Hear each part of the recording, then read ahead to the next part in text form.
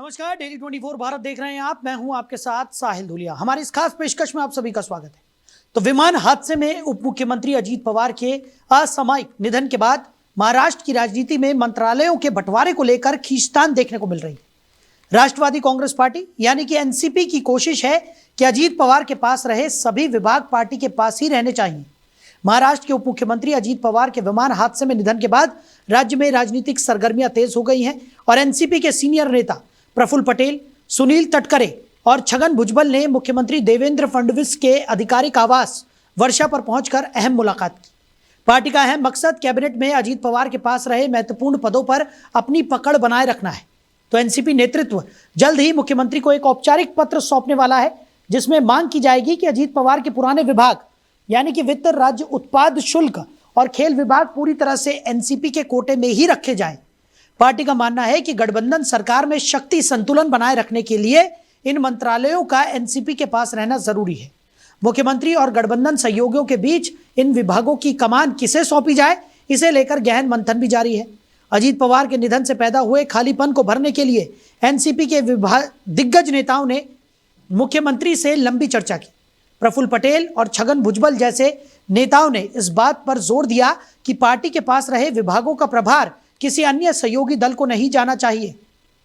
यह मीटिंग न केवल प्रशासनिक कामकाज सुचारू रखने के लिए थी, बल्कि पार्टी के अंदर भविष्य के नेतृत्व को लेकर संकेत देने की भी एक कोशिश मानी जा रही है। अजीत पवार के पास वित्त और राज्य उत्पाद शुल्क जैसे बेहद शक्तिशाली मंत्रालय थे। इन विभागों के जरिए राज्य की तिजोरी और राजस्व पर सीधा नियंत्रण रहता है। तो एनसीपी की चिंता यह है कि अगर ये विभाग किसी और दल के पास चले जाएं, तो गठबंधन में पार्टी का प्रभाव कम हो सकता है।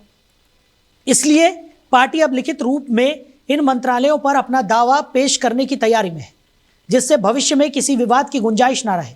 वहीं खबर यह भी है कि अजीत पवार के निधन के बाद उनकी पत्नी सुनेत्रा पवार को महाराष्ट्र का डिप्टी सीएम बनाया जा सकता है। सूत्रों के मुताबिक इसको लेकर प्रफुल्ल पटेल, छगन भुजबल, धनंजय मुंडे और सुनील तटकरे ने सुनेत्रा से मुलाकात भी की। सुनेत्रा फिलहाल राज्यसभा सांसद हैं। वो अब अजीत पवार की बारामती सीट से चुनाव लड़ सकती हैं। इस प्रस्ताव पर एनसीपी के नेता सीएम देवेंद्र फडणवीस से भी मुलाकात करेंगे। उधर एनसीपी पार्टी का शरद गुट से भी विलय हो सकता है। तो इन तमाम अटकलों के बीच सबसे बड़ा सवाल यही है कि आखिर जो महाराष्ट्र की सियासत में उथल पुथल देखने को मिल रही है, हलचल देखने को मिल रही है, उसका समाधान क्या है। एनसीपी चाहती है कि अजीत पवार के पास जो विभाग थे वो पूरी तरह से अब एनसीपी में ही रहें, और इसको लेकर उन्होंने मुख्यमंत्री देवेंद्र फडणवीस से मुलाकात भी की। काफी ज्यादा मंथन महाराष्ट्र में इस वक्त देखने को मिल रहा है।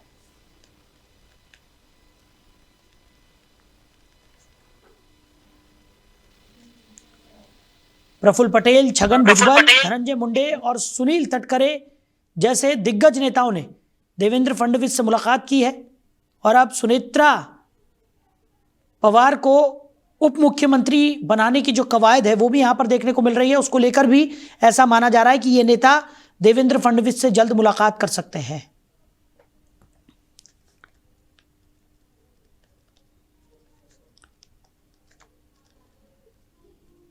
तो महाराष्ट्र की राजनीति में इस वक्त हलचलें तेज होती हुई नजर आ रही हैं।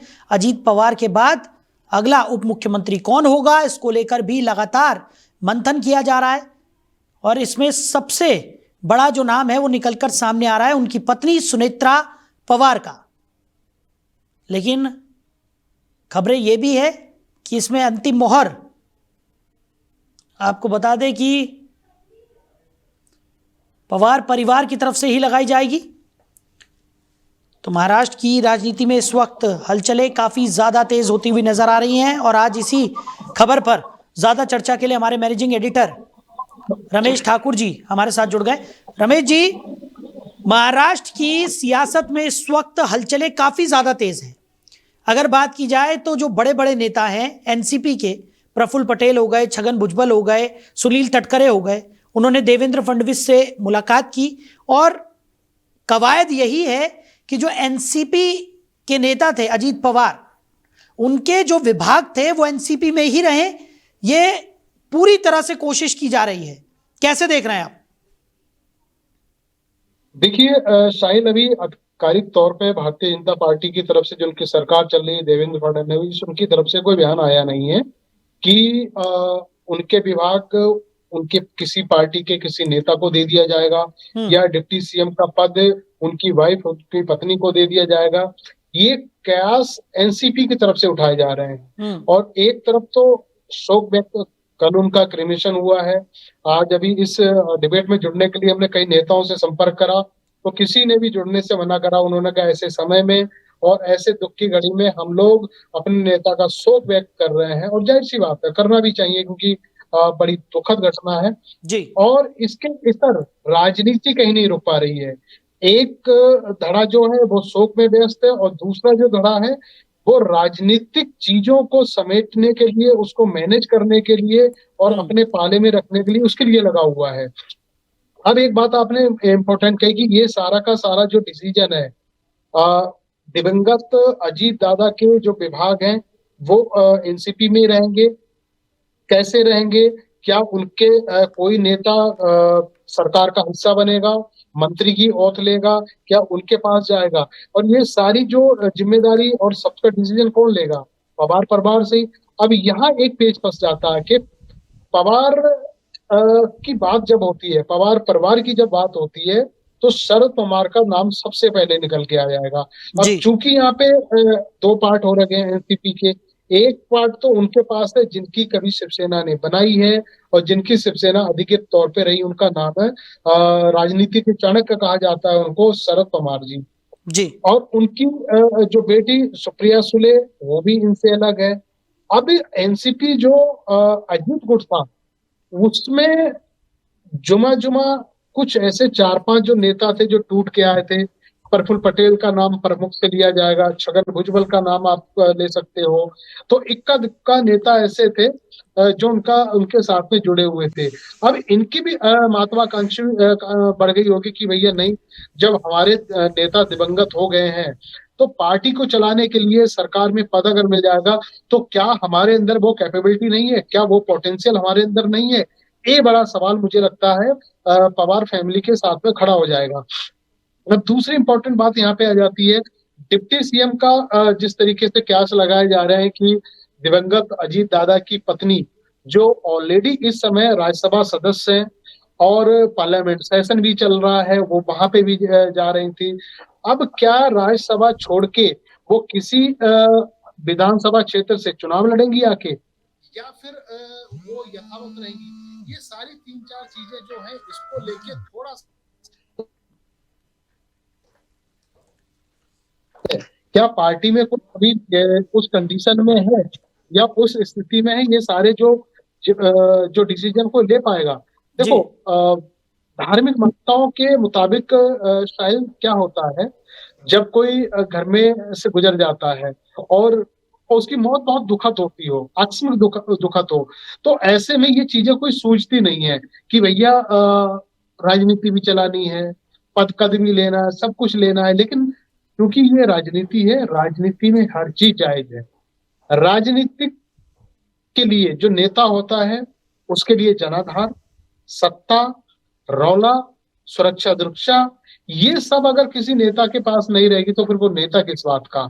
और अगर इसके पहले देखें तो चाहे स्थिति कितनी भी बुरी हो, चाहे कितनी बड़ी दुखद कोई घटना घट गई हो, उससे मायने नहीं रखता। मायने सिर्फ ये रखता है कि जो पद हमारे पास है, जो हमारे पास जो वैल्यू है, उस पे तो आज नहीं आई है, उस पे तो कोई दिक्कत नहीं हुई। कमोवेश एनसीपी के अंदर आज की डेट में यही चिंता सताई जा रही है कि अजीत दादा ने जिस तरीके से अमरावती से एक छोटे से गांव से निकल के महाराष्ट्र की राजनीति में, महाराष्ट्र की एक घर, एक व्यक्ति से जिस तरीके से उनका जुड़ाव था, और उसका जो तस्वीर हमने कल उनके लास्ट अंतिम संस्कार के वक्त देखी, लोगों को पैर रखने का लोगों की जगह नहीं थी। तो कल चाहे महाराष्ट्र हो, कोपरगांव हो जाए, नागपुर हो जाए, आसपास के जितने इलाके थे, सारे के रास्ते कल अमरावती के लिए मुड़ चुके थे। सब लोग वहीं पे भाग रहे थे, इतने लोकप्रिय नेता थे। अब उस लोकप्रियता को जिंदा रखने के लिए व्यक्ति तो चला गया, लेकिन उनकी लोकप्रियता है उसको जिंदा रखने के लिए ये सारी की सारी कवायद बैकडोर से, पर्दे के पीछे से एनसीपी के नेताओं ने शुरू कर दी है। जी बिल्कुल। और रमेश जी, क्योंकि जिन बड़े नेताओं की आप बात कर रहे हैं, चाहे वो प्रफुल्ल पटेल हो, छगन भुजबल हो, और इनके जैसे नेता इस बात पर पूरा जोर दे रहा है कि पार्टी के पास जो विभाग रहे हैं उनका प्रभार जो है अब वो किसी अन्य सहयोगी दल को ना चला जाए। इससे अगर ऐसा होता है तो काफी ज्यादा दिक्कतें एनसीपी को यहां पर हो सकती हैं। और जिस तरीके से देवेंद्र फडणवीस के साथ ये मीटिंग हुई है, इसने प्रशासनिक कामकाज को सुचारू रखने के लिए और साथ ही साथ पार्टी के अंदर भविष्य के नेतृत्व को लेकर भी संकेत देने की एक बड़ी कोशिश के तौर पर इस मीटिंग को माना जा रहा है। जिस तरीके से छगन भुजबल हो गए, प्रफुल्ल पटेल हो गए, ये देवेंद्र फडणवीस के पास गए और मुलाकात करते हुए नजर आए, और अब ये भी निकलकर सामने आ रहा है कि जल्द ही पार्टी की तरफ से एक औपचारिक पत्र भी यहां पर देवेंद्र फडणवीस को सौंपा जाएगा। अब यहाँ पूरे एपिसोड को समझिएगा जो मैं बता रहा हूँ। इसमें होने वाला क्या है, शरद पवार अब कोशिश करेंगे पार्टी को एक करने की। जी। जो पार्टी उनसे टूट गई है, उनके नेता जो दूर चले गए हैं, अब वो कोशिश करेंगे कि पार्टी को मर्ज करने के लिए उनकी पार्टी एक हो। पहली बात। दूसरी बात यहाँ पे ये है, जिन बातों की हम लोग चर्चाएं कर रहे हैं उसमें मुझे पहला नाम जो दिखाई देता है वो प्रफुल्ल पटेल का दिखाई देता है। उनकी राजनीति केंद्र में हमने देखी है, उड्डयन मंत्रालय उन्होंने संभाला है, और जब तक वो कांग्रेस में रहे तो उनकी जो पकड़ मैंने खुद देखी, आंखों से देखी, 10 जनपद रोड में उनका डायरेक्ट जाना, सोनिया गांधी से मिलना, और उनके साथ के जो आरपीएन सिंह थे, जितिन प्रसाद थे, और जितने नेता टूट के गए तो उनसे उनकी बहुत अच्छी ट्यूनिंग थी, बहुत बढ़िया थी। अब राजनीतिक पोटेंशियल उनके अंदर बहुत अच्छा है। तो जहां तक मेरी नजर जा रही है कि डिप्टी सीएम की अगर बात आ जाएगी या अध्यक्ष एनसीपी की बनने की बात आ जाएगी, तो कार्यकर्ता और जो नेता हैं तो इस नाम पे सहमति जरूर जताएंगे। अब बात साहिल यहाँ पे वही आ जाती है, ये पार्टी परिवार की है, एक घर की पार्टी है। अब तो कोई ना उनकी पत्नी चाहेंगी ना उनके दोनों बेटे चाहेंगे कि हमारी घर की पार्टी का कोई मुखिया बाहर का बने आके, या डिप्टी सीएम कोई ले जाए। हालांकि दोनों बेटे राजनीति में हल्का फुल्का एक दमखम अपना दिखा चुके हैं। 2019 में बड़े बेटे ने चुनाव लड़ा, हार गए, फिर उनके छोटे बेटे ने भी चुनाव लड़ा, लेकिन उसके लगभग 5 साल के बाद में जो बात हुई है तो ये आ रहा भाई नहीं, वो राजनीति, सक्रिय राजनीति से बिल्कुल हट गए। कोई उनको लेना देना नहीं था, पापा क्या कर रहे हैं, मम्मी क्या कर रही हैं, परिवार की क्या पार्टी है। वो अपने घर का, परिवार का जो बिजनेस है जो है वो उसी में रहते थे। लेकिन अब यहाँ पे अब उनकी भूमिका को देखा जाएगा, क्योंकि जब स्थिति जब जिम्मेदारी संभालने की आ जाती है, कमान पार्टी की संभालने की आ जाती है, तो उनको किसी भी सूरत में पुराने काम को छोड़ के पार्टी को सींचना पड़ेगा, पार्टी को कमान को अपने हाथ में लेनी पड़ेगी। अगर ऐसा होता है, दोनों लोग अगर पार्टी में आ जाते हैं, कोई महासचिव बन जाता है या उनमें से कोई अध्यक्ष बन जाता है, तब तो मुझे लगता है कि उनकी जो माता है और दिवंगत अजीत पवार की पत्नी है, वो राज्यसभा को त्याग पत्र देके कहीं से चुनाव लड़के वो डिप्टी सीएम बन सकती है। लेकिन शायद यहाँ पे एक चीज और हो जाएगी, अगर ऐसा होता है तो पार्टी के अंदर विद्रोह हो जाएगा। विद्रोह इसलिए भी हो जाएगा, राजनीति में हर एक आदमी ताक में बैठा होता है कि कब मुझे मौका मिले, कब कब मेरा ऐसा सिक्का जमे कि मुझे भी मौका। इस तरीके से ऐसे माहौल में प्रफुल्ल पटेल से लेके छगन भुजबल से लेके 3-4 लोग ऐसे हैं, वो भी ताक में बैठे होंगे, भैया रास्ता इस समय खाली है, हमें क्यों ना रखा जाए इस पे। तो ये सब चीजों को देख के अभी 2-3 चीजें सारी जो काले बादल जो मंडराए हुए हैं वो सिमट जाएंगे। लेकिन इसमें होगा बहुत कुछ ऐसा अनएक्सपेक्टेड ऐसा होगा जो हम सोच भी नहीं सकते। बिल्कुल। और रमेश जी, बिल्कुल सही कहा आपने कि मौका सभी ढूंढते हैं राजनीति में, और ये राजनीति का दस्तूर रहा है। वहीं इन विभागों को लेकर जो एनसीपी इतनी सक्रियता यहां पर दिखा रही है, उसके पीछे एक बड़ी वजह यह भी है कि अजीत पवार के पास वित्त और राज्य उत्पाद शुल्क जैसे बेहद शक्तिशाली मंत्रालय थे, और इन विभागों के जरिए राज्य की तिजोरी और राजस्व पर सीधा नियंत्रण रहता है। ऐसे में अगर एनसीपी से ये विभाग किसी और सहयोगी दल के पास चले जाते हैं तो एक बहुत बड़ा नुकसान यहां पर एनसीपी को होगा, और ये विभाग अगर एनसीपी के पास ही रहते हैं तो एक बहुत बड़ा फायदा होगा। देखो मुझे लग रहा है, देखो फाइनेंस डिपार्टमेंट के लिए अनुभवी नेता चाहिए, पुराना चावल होना चाहिए, उस विभाग दिया जाता है। और 2-3 चीज और आने वाली है, और तकरीबन विधानसभाओं का जो जब सेशन होता है वो फरवरी के मिड में या शुरुआत में आ जाता है। तो अब ज्यादा महाराष्ट्र का जब विधानसभा सत्र शुरू होगा और जब बजट सालाना बजट पेश आएगा तो शायद उसके लिए ज्यादा वक्त नहीं बचा हुआ है। अब फाइनेंस डिपार्टमेंट किसी नए व्यक्ति को, मुझे लग रहा है महाराष्ट्र की गवर्नमेंट, देवेंद्र फडणवीस या फिर दिल्ली में बैठी हुई इनकी हुकूमत वो दे देगी। इतना आसान नहीं है कि फाइनेंस डिपार्टमेंट जल्दबाजी में या सिंपैथी के तौर पे, भावुकता में आके वो दे दे, क्योंकि इसके लिए एक खाका तैयार करना होता है। फाइनेंस डिपार्टमेंट सारे विभागों को, प्रदेश की जनता को लेके कहाँ क्या जरूरत है, किसको कितना बजट आवंटन करना है, किसको क्या करना है, तो उसमें एक बड़ी मंथन होता है, बहुत मंथन होता है। मीटिंग्स होती हैं, नेताओं से बात की जाती है, पूरी कैबिनेट उसमें इन्वॉल्व होती है। ना सिर्फ कैबिनेट इन्वॉल्व होती है, उसमें सीएम भी इन्वॉल्व होता है। तो सब चीजें इतनी जल्दी मुझे लगता है कोई एनसीपी का नया नेता आके इन सब चीजों को कर नहीं पाएगा। बिल्कुल। और रमेश जी, जिस तरीके से बारामती की अगर हम बात करें तो वहां पर एक वर्चस्व रहा है अजीत पवार का, और ऐसे में क्योंकि निर्णय यहां पर परिवार को ही लेना है कि सुनेत्रा पवार जो है वो अब अगली उप मुख्यमंत्री बनती है या नहीं बनती है, वो चुनाव लड़ती है बारामती से या नहीं लड़ती है, इस पर भी फैसला होना है। साथ ही साथ जिस तरीके से स्थितियां इस वक्त बन रही है, एनसीपी किसी भी तरह के कोई रिस्क यहाँ पर लेना नहीं चाहेगी, क्योंकि अजीत पवार का जो कद रहा है राजनीति में और खासकर महाराष्ट्र की राजनीति में, उन्होंने अपना एक वर्चस्व कायम किया है और एनसीपी उस वर्चस्व का पूरा फायदा यहां पर लेने की कोशिश में जुटी रहेगी। नहीं, देखो, अमरावती से चुनाव लड़ने की जहां तक बात है, अगर डिप्टी सीएम के लिए उनकी पत्नी अगर सामने आती हैं तो उनको राज्यसभा से त्याग पत्र देना पड़ेगा, वो चुनाव लड़ेंगी। अगर वो ऐसा नहीं करती हैं तो 100% उनके दोनों जो बेटे हैं उनमें से कोई ना कोई आगे चुनाव लड़ेगा। अब ये साहिल जी, आपको पता है, जब देखो कोई बड़ा नेता दिवंगत होता है और उनकी जो पीढ़ी होती है, उनके जो बच्चे या फिर पत्नी उतनी अगर कोई चुनाव लड़ता है तो एक सहानुभूति होती है, सिंपैथी होती है चारों तरफ से, तो वो चुनाव बहुत आसानी से जीत जाते हैं। चुनाव आसानी से जीत जाएंगे, इसमें कोई ज्यादा संशय नहीं है। लेकिन बात यहाँ पे ये आ जाएगी कि इसके आगे के रास्ते कैसे खुलेंगे एनसीपी के लिए।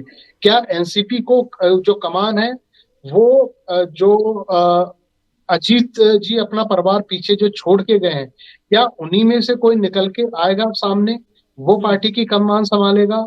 तो यहाँ पे फिर मैं देखो संभावना ही जताता हूँ, अगर ऐसा होता है, डिप्टी सीएम भी अगर पवार साहब के परिवार में आ जाता है और अध्यक्ष भी पद जी उनके परिवार में आ जाता है और अमरावती से चुनाव भी ये परिवार से लड़ा जाएंगे, तो पार्टी में ये जो लंबी लाइन है, जो मैंने पहले भी कहा, राजनीतिक महत्वाकांक्षी सबके भीतर होती है।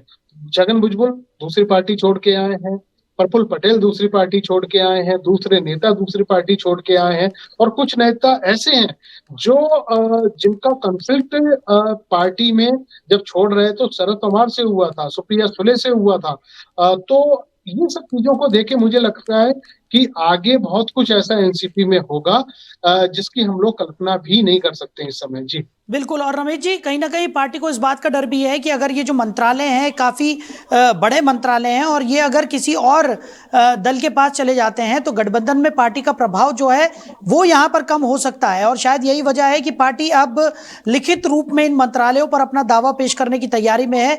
ये भी निकल कर सामने आ रहा है, और भविष्य में किसी भी विवाद की गुंजाइश ना रहे, इसको लेकर पूरी तरह से एनसीपी जो है वो एक के बाद एक कदम उठाती हुई यहाँ पर नजर आ रही है। एक तरफ डिप्टी सीएम का जो पद है उसमें भी कहीं ना कहीं एनसीपी चाहेगी कि सुनेत्रा पवार जो है उनकी यहाँ पर उनकी ताजपोशी हो जाए, और दूसरी तरफ ये मंत्रालय भी अगर एनसीपी के पास रहते हैं तो किसी तरह का कोई नुकसान यहाँ पर एनसीपी को नहीं होगा, बल्कि आने वाले समय में इसका फायदा ही मिलेगा।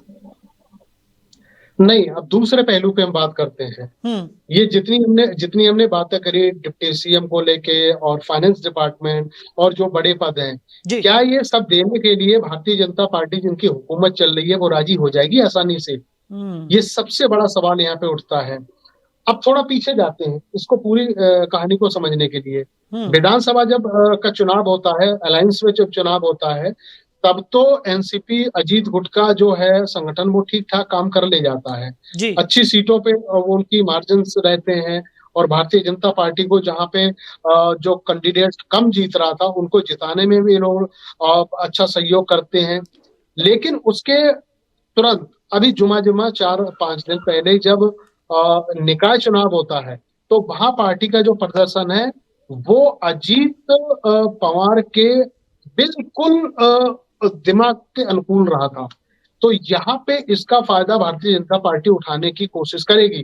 भारतीय जनता पार्टी कहेगी देखिए आपकी जो पार्टी का जो दमखम पहले था वो अब नहीं है, उसका ताजा उदाहरण निकाय चुनाव है। इसलिए अगर हमारे साथ जुड़ना है तो हम कोई भी पद, कोई भी मंत्रालय जो हमें सूट करेगा हम आपको दे देंगे। तो इस तरह की मुझे लग रहा है भारतीय जनता पार्टी शर्तें रखेगी। और ये जो आप लिस्ट मुझे बता रहे हो भाई, डीसीएम भी उनको दे दिया जाएगा और सारे फाइनेंस मिनिस्ट्री भी उनको दे दी जाएगी और उनको सब कुछ दे दिया जाएगा। इतनी आसानी से भारतीय जनता पार्टी जिस हिसाब से आज की डेट में हुकूमत कर रही है और जिस डिफेंसिव मोड पे जैसे उनकी पार्टी चल रही है, उनका मंत्रालय, उनकी हुकूमत चल रही है, तो मुझे लगता नहीं बहुत आसानी से ये लोग इतना मान जाएंगे। और जैसे एनसीपी के लोग कहेंगे, जैसे उनके नेता कहेंगे, वैसा वो मान जाएंगे। इसमें बहुत ज्यादा मुझे लग रहा संदेह यहाँ पे अब दिखाई देता है। जी बिल्कुल सही कहा रमेश जी आपने कि अहम फैसला भारतीय जनता पार्टी को भी यहाँ पर लेना है। एनसीपी की तरफ से तो लगातार कोशिशें जारी है कि जो वर्चस्व उनका है वो कायम रहे, किसी भी तरह की कोई कमी उनके वर्चस्व में यहाँ पर ना है। डिप्टी सीएम का पद भी यहाँ पर सुनेत्रा पवार को मिल जाए और साथ ही साथ जो अजीत पवार के विभाग थे वो भी एनसीपी में ही रहे। इसकी पूरी कवायद यहाँ पर एनसीपी की तरफ से की जा रही है। लेकिन क्या कुछ निकल कर सामने आता है, किस तरीके का फैसला आने वाले समय में होता है, इस पर तो नजर बनी ही रहेगी। लेकिन महाराष्ट्र की राजनीति में जिस तरीके की उथल पुथल इस वक्त देखने को मिल रही है, एक तरफ जैसा कि आपने भी जिक्र किया था इस चर्चा की शुरुआत में ही कि एक तरफ इस वक्त गमगीन माहौल है पूरे पवार परिवार में, जिस तरीके की ये आकस्मिक मृत्यु अजीत पवार की हुई है उसके बाद पूरा परिवार जो है वो शोकाकुल है इस वक्त। और दूसरी तरफ क्योंकि कहा जाता है ना कि राजनीति का यही दस्तूर है कि कितने भी गमगीन माहौल क्यों ना हो, लेकिन राजनीति अगर आपको करनी है तो उसके लिए तमाम तरीके के व्यापक कदम यहाँ पर उठाना बेहद जरूरी हो जाता है और यही इस वक्त पवार परिवार में देखने को मिल रहा है।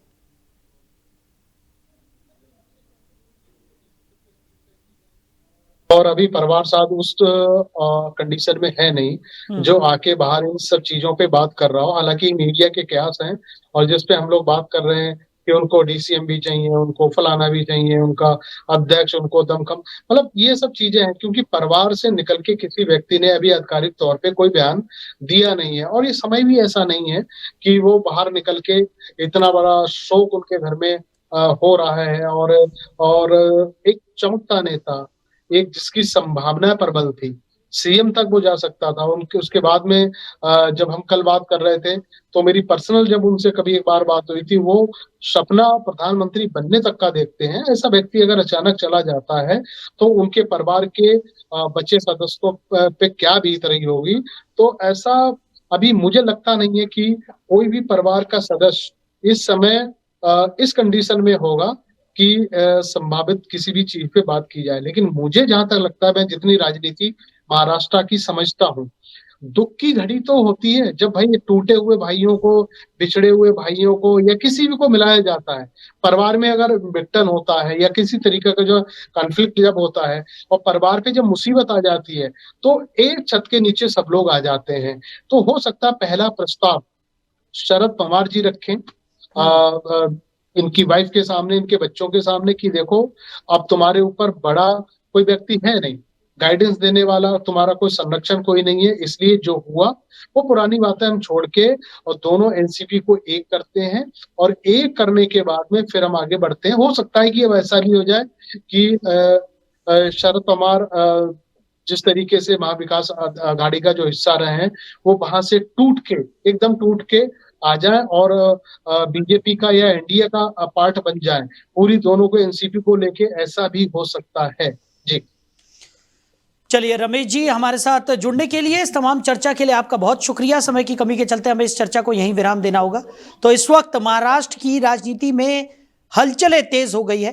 एनसीपी की तरफ से पुरजोर कोशिश की जा रही है कि अजीत पवार के जो विभाग थे वो एनसीपी में ही रहे। इसको लेकर देवेंद्र फडणवीस से एनसीपी के दिग्गज नेताओं ने मुलाकात भी की है और औपचारिक रूप से एक पत्र भी यहां पर सौंपने की तैयारी एनसीपी कर रही है। दूसरी तरफ डिप्टी सीएम पद को लेकर भी लगातार स्थितियां जो है वो काफी असमंजस की इस वक्त बनी हुई नजर आ रही है, जहां एक तरफ सुनेत्रा पवार का नाम सबसे ऊपर निकलकर सामने आ रहा है, लेकिन फैसला अब पवार परिवार को ही करना है और शरद पवार ही इसका फैसला करेंगे, ऐसा भी निकलकर सामने आ रहा है। आने वाले समय में महाराष्ट्र की सियासत किस ओर जाती है और क्या कुछ निकलकर सामने आता है, इस पर भी नजर बनी रहेगी। फिलहाल हमारी इस खास पेशकश में इतना ही। बने रहिए और देखते रहिए डेली 24 भारत। नमस्कार।